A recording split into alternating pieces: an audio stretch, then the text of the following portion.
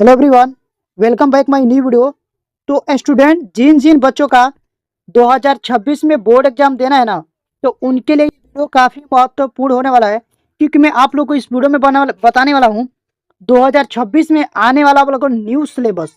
और ये सिलेबस आप लोग को क्लास 10 मैथ का है। अगर आप लोग इस न्यू सिलेबस को जान गए, 2025 और 26 के लिए जो आप लोग को सिलेबस आया है न्यू सिलेबस, अगर आप लोग इसको जान करके आप लोग पढ़ाई करते हो तो आप लोग को बोर्ड एग्जाम में 100 में 100 नंबर लाने से कोई नहीं रह सकता है।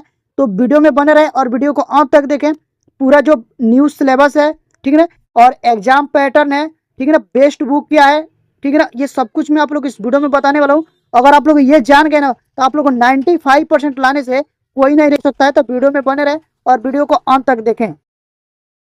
स्टूडेंट, हम लोग का टारगेट है मैथ में 100 में 100 नंबर लाने का। अगर आप लोग अच्छे से पढ़ते हो तो इस साल जो बोर्ड एग्जाम होने वाला है 2026 में, हम लोग आराम से मेहनत करके 100 में 100 नंबर ला सकते हैं। तो अगर आप लोग 100 में 100 नंबर लाना चाहते हैं तो ये जो मैं आप लोग को न्यू सिलेबस, एग्जाम पैटर्न और बेस्ट बुक जो बताने वाला हूँ, ठीक है ना, अगर आप लोग इसको समझ गए, अगर आप लोग मेरा साथ देते हो और अच्छा से पढ़ाई करते हो, तो मैं आप लोग को 100% गारंटी लेता हूँ मैथ में आप लोग को अच्छा नंबर दिला कर ही रहूँगा। ठीक है ना। अगर आप लोग चाहते हो कि अच्छा नंबर आए तो इस वीडियो को अंत तक देखिए। पूरा डाउट जो भी होगा वो क्लियर आप लोग हो जाएगा। और एक चीज़ मैं आप लोगों को और बता दूं, जो भी हम लोग पढ़ाई करेंगे, जिस चीज़ मैं आप लोगों को फुल इजी नोट्स भी दूंगा। साथ में आप लोग को जो भी कंसेप्ट बताऊंगा, जो भी लिखवाऊंगा, उसका नोट्स में आप लोग को देता रहूंगा। आप लोग को लिए और आसान हो जाएगा। ठीक है ना। तो अब बोलो हम लोग,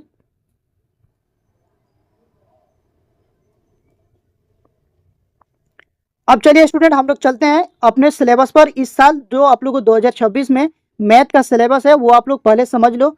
यहाँ पर देखिए, जो मैथ का आप लोग जो पहला चैप्टर होगा ना, वो होगा वास्तविक संख्या। कौन सा होगा? वास्तविक संख्या। और वास्तविक संख्या में हम लोग को पढ़ना क्या है?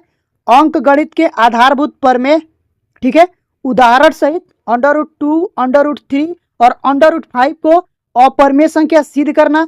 उसके बाद देखिए परिमेय संख्या है और अपरिमेय संख्या क्या होती है, इसके बारे में हम लोग डिटेल्स में पढ़ेंगे। ठीक है ना। उसके बाद देखिए जो चैप्टर नंबर 2 है आप लोग का, वो है बहुपद। ठीक है ना। तो अब हम लोग को बहुपद में क्या क्या पढ़ना है? बहुपद में पहले तो पढ़ना हम लोग को शून्य ज्ञात करना। ठीक है। उसके बाद पढ़ेंगे द्विघात बहुपदों के गुणांकों और शून्यकों के मध्य संबंध। क्या पढ़ना है? द्विघात बहुपदों के गुणांकों और शून्यकों के मध्य संबंध, ये भी पढ़ना हम लोग को। और ये काफी इजी चैप्टर है। मैं आप लोग को इतना इजीली बताऊंगा ना कि आप लोग को एक बार में ही समझ में आ जाएगा। स्टूडेंट, इस चैप्टर का मैं बेसिक कॉन्सेप्ट बताऊंगा और उसके बाद हम लोग पर्सनालिटी को करेंगे।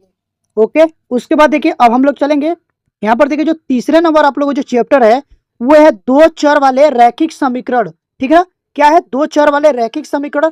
और इसमें पढ़ना है हम लोग को प्रतिस्थापन विधि, विलोपन विधि और ग्राफीय विधि। आप लोग को दो समीकरण दिया रहेगा, उसमें आप लोग को बोलेगा कि एक्स और वाई का मान ज्ञात करें, और दिया रहेगा कि प्रतिस्थापन विधि से ज्ञात करें या फिर विलोपन विधि या ग्राफीय विधि। तो ये तीन जो विधि है, इसको मैं आप लोग को इतना इजी तरीके से बताऊंगा ना कि अगर आप लोग एक बार इसको देख करके ना, तो आप लोग जिंदगी में कभी नहीं भूलेंगे। ठीक है।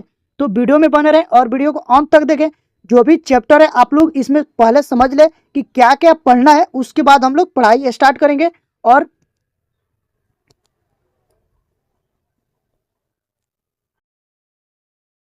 होली बाद हम लोग डेली क्लास करेंगे और डेली में आप लोग को पढ़ाऊंगा और आप लोग अच्छे से पढ़ना। और इसका नोट्स भी मैं आप लोग को साथ में देते रहूंगा। ठीक है।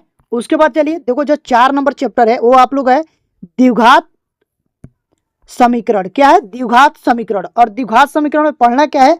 मानक द्विघात समीकरण, जो आप लोग का ax² + by + c = 0। उसके बाद पढ़ना द्विघात सूत्रों द्वारा गुणनखंड ज्ञात करना। तीसरा जो आप लोग इसमें जो कंसेप्ट है वो है द्विघात समीकरण का विविधकर ज्ञात करना, यानी कि डी का मान ज्ञात करना। उसके बाद देखिए मूल तथा मूलों के प्रकृति के बीच संबंध ज्ञात करना। ये हम लोग को पढ़ना है इस चैप्टर में, द्विघात समीकरण में। उसके बाद जो 5वां नंबर चैप्टर आएगा आप लोग को समांतर श्रेणियां। क्या है? समांतर श्रेणियां। तो समांतर श्रेणी में पढ़ना है, पहला में पढ़ना है समांतर श्रेणी के nवें पद ज्ञात करना। उसके बाद पढ़ेंगे समांतर श्रेणी के प्रथम n पदों का योग ज्ञात करना। उसके बाद देखिए क्या पढ़ेंगे? समांतर श्रेणी के प्रथम पद ए तथा सार्व अंतर डी। तो ये पहले मैं आप लोगों को बताऊंगा। ठीक है ना। और उसके बाद ये जो है आप लोग को इजीली कराऊंगा। तो प्लीज आप लोग वीडियो में बने रहें और वीडियो को अंत तक देखें। और गाइज वीडियो अच्छी लग रही हो तो वीडियो को लाइक कर दे और चैनल पर पहली बार है तो चैनल को सब्सक्राइब करके बेल आइकन को प्रेस कर दे, ताकि जो भी वीडियो डालूं उसका नोटिफिकेशन आप लोग के पास तुरंत पहुंचे और आप लोग की तैयारी अच्छे से हो पाए। स्टूडेंट अब हम लोग चलते हैं अगले वाले चैप्टर पर, जो कि आप लोग को जो अगला चैप्टर है 6 नंबर चैप्टर जो है वो त्रिभुज है। त्रिभुज में क्या पढ़ना है? समरूप त्रिभुज के परिभाषा, उसके बाद पढ़ेंगे उदाहरण और प्रति उदाहरण। और ये जो आप लोग को जो त्रिभुज का चैप्टर है इसमें बहुत से बच्चे कंफ्यूज होते हैं और अपना नंबर यहाँ से जो क्वेश्चन आता है उसको छोड़ करके चले जाते हैं। तो मैं आप लोग को इतना इजी तरीके से त्रिभुज बताऊंगा ना कि आप लोग इसको इतना आसानी तरीके से बोर्ड एग्जाम में करके आओगे ना कि इसमें का जितना भी क्वेश्चन आप लोग को बोर्ड एग्जाम में आएगा वो आप लोग एक भी नहीं छूटेगा आप लोगों से। तो इसको आप लोग को अच्छे से पढ़ना है और मैं आप लोग को अच्छे से बताऊंगा भी। और ठीक है ना, चलिए अब हम लोग चलते हैं अगले वाले। अब देखिए जो 7 नंबर जो चैप्टर है वो दिया कि निर्देशांक ज्यामिति, ठीक है ना। अब निर्देशांक ज्यामिति में हम लोग को क्या क्या पढ़ना है? निर्देशांक ज्यामिति की अवधारणा, ठीक है ना। दूसरा पढ़ना है रैखिक समीकरण के ग्राफ, उसके बाद दिया है दूरी सूत्र और विभाजन सूत्र। तो ये इसमें भी आप लोग को 3 टॉपिक पढ़ना है, ठीक है ना। और ये काफी इजी है, मैं आप लोग को इतना इजी तरीके से बताऊंगा कि आप लोग को एक बार में ही समझ में आ जाएगा। उसके बाद चलेंगे हम लोग अगले वाले चैप्टर पर। तो ये देखिए आप लोग को जो चैप्टर नंबर 8 है वो दिया क्या? त्रिकोणमिति। और त्रिकोणमिति जो चैप्टर है ना वो आप लोग को मोस्ट इंपोर्टेंट चैप्टर है। इसमें बहुत से बच्चे कंफ्यूज रहते हैं, तो आप लोगों को कंफ्यूज बिल्कुल नहीं होना है, क्योंकि मैं आप लोगों को जो त्रिकोणमिति है ना इतने हलवा तरीके से बताऊंगा ना कि आप लोग इसको हलवा बना दोगे, ठीक है ना। देखिए ये जो पहला आप लोग को इसमें जो कंसेप्ट पढ़ना है वो दिया है कि त्रिकोणमिति का परिचय, ठीक है। तो मैं आप लोग को त्रिकोणमिति का परिचय इतना बढ़िया तरीके से बताऊंगा कि इसमें का जो भी क्वेश्चन होगा ना आप लोग इजिली कर पाओगे। उसके बाद देखिए जो दिया दूसरा नंबर इसमें कंसेप्ट हम लोग पढ़ेंगे त्रिकोणमितीय सौर समीकरण, ठीक है ना। तो जो त्रिकोणमितीय सौर समीकरण है ये भी काफी इजी है। इसमें कुछ फॉर्मूले है जिसको आप लोग को याद करना होगा।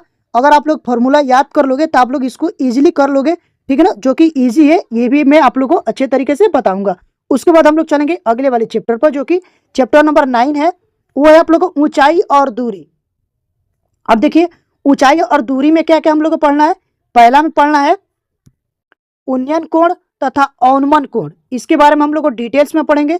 उसके बाद जो दूसरा पढ़ना है ऊंचाई और दूरी पर साधारण प्रश्न, जो कि इजी चैप्टर है और आप लोग इजीली इसको समझ पाओगे और पढ़ पाओगे।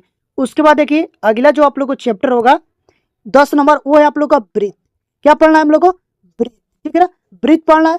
वृत्त में क्या क्या पढ़ना है? वृत्त की स्पर्श रेखा और दूसरा जो आप लोग को कॉन्सेप्ट होगा वृत्त की स्पर्श बिंदु। तो ये 2 टॉपिक इसमें पढ़ना है और ये काफी इजी है, आप लोग इजीली समझ जाओगे। उसके बाद देखिए चैप्टर नंबर 11 जो आपको है वो दिया कि वृत्तों से संबंधित क्षेत्रफल। क्या है?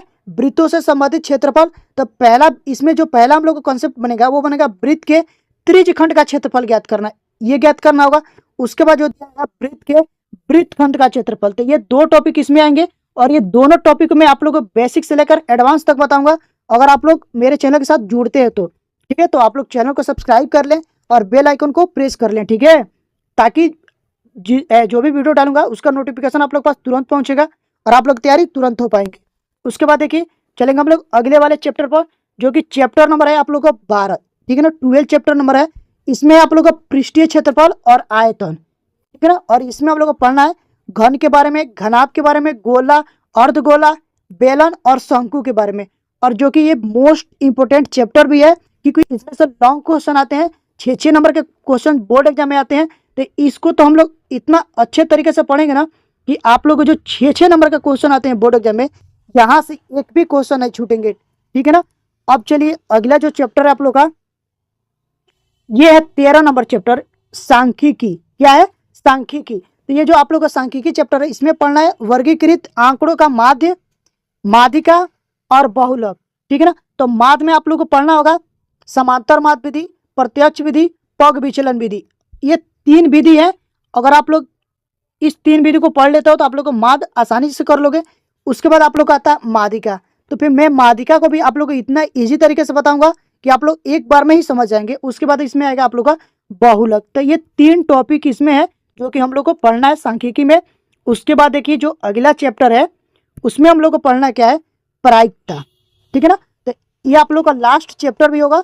14 नंबर जो चैप्टर है मैथ का वो लास्ट चैप्टर है, ठीक है ना, प्रायिकता। तो प्रायिकता में हम लोग को पढ़ना क्या है? प्रायिकता की परिभाषा पढ़ेंगे, ठीक है ना। एकल घटना पर आधारित सामान्य प्रश्न पढ़ेंगे जो कि ये इजी है। हाई स्कूल में प्रायिकता आप लोग को एकदम इजीली तरीके से दिए, थोड़ा सा भी आप लोग को बेसिक दिया है। जब आप लोग 11th 12th में जाओगे तो आप लोग को इसको एडवांस लेवल में मिलेगा, लेकिन आप लोग को जो हाई स्कूल में प्रायिकता है वो आप लोग को बेसिक दिया है और ये इजीली आप लोग को समझ में आ जाएगा और आप लोग आसानी से कर लोगे। यहाँ से आप लोग को 5 नंबर का क्वेश्चन बनता है, ठीक है ना।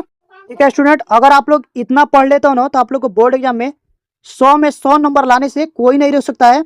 तो प्लीज़ वीडियो को लाइक करिएगा, ठीक है ना, और सब्सक्राइब और शेयर जरूर करिएगा।